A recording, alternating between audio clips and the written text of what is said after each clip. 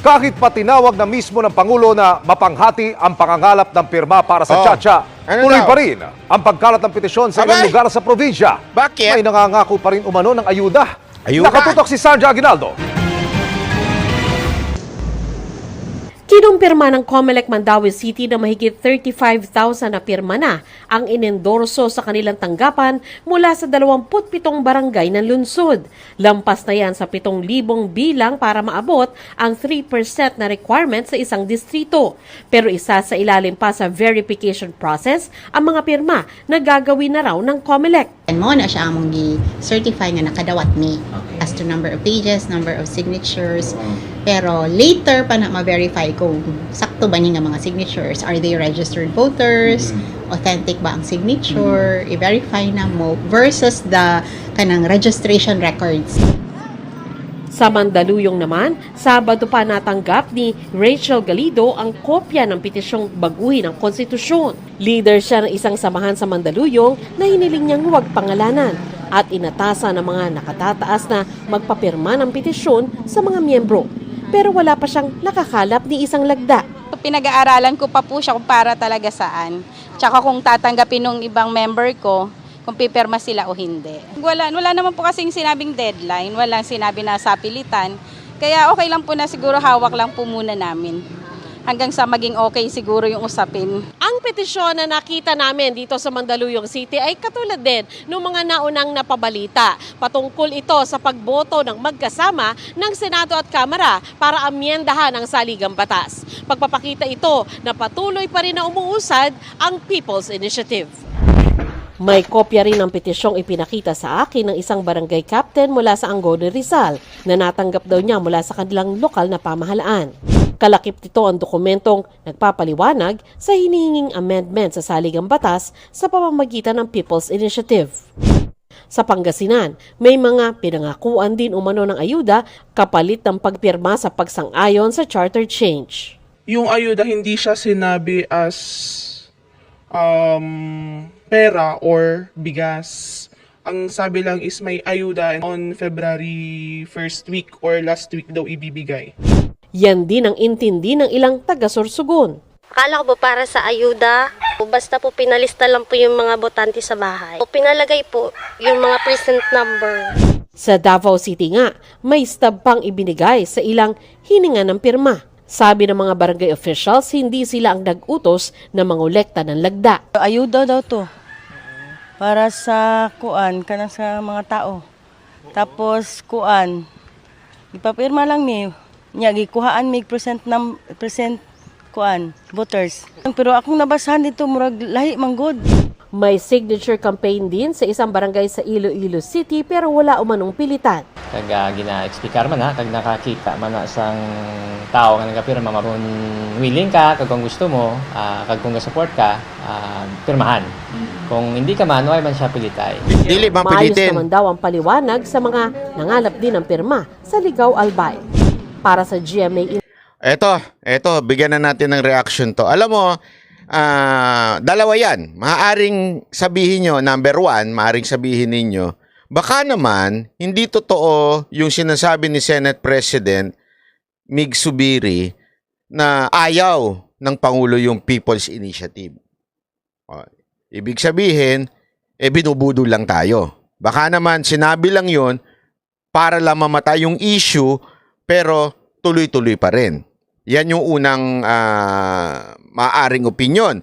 Pangalawang opinyon, malamang kahit umoo si Romualdez kay Marcos at kay Zubiri na, oo, sige na nga, titigil lang nga namin yan. No? Tinuloy pa rin niya. Bakit? Posible yon. Kasi ang alam ko, correct me if I'm wrong, pero pagkaalam ko, once talagang na-verify ng COMELEC yung People's quote-unquote initiative na yan, di ba? Tuloy-tuloy ho yan. Wala hong magagawa ang presidente diyan. Kasi nga, People's Initiative naintindihan niyo ibig sabihin? Ibig sabihin po, tuloy-tuloy. Mangyayari yung dapat mangyari na gusto nilang mangyari. Na ma-overpower nila ang Senate, even the President.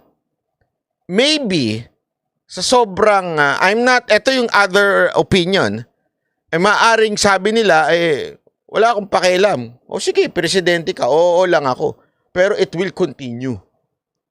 It will continue, at pag nagkaroon ng pagbabago, sabi nga once they open yung pagbabago sa konstitusyon, everything magagalaw na.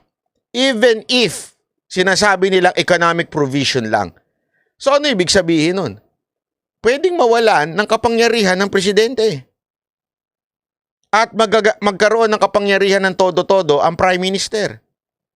So parang galawang, alam mo yun, galawang ahas.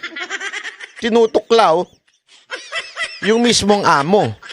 Kasi nga, maybe because ina-underestimate ni speaker yung pinsan niya.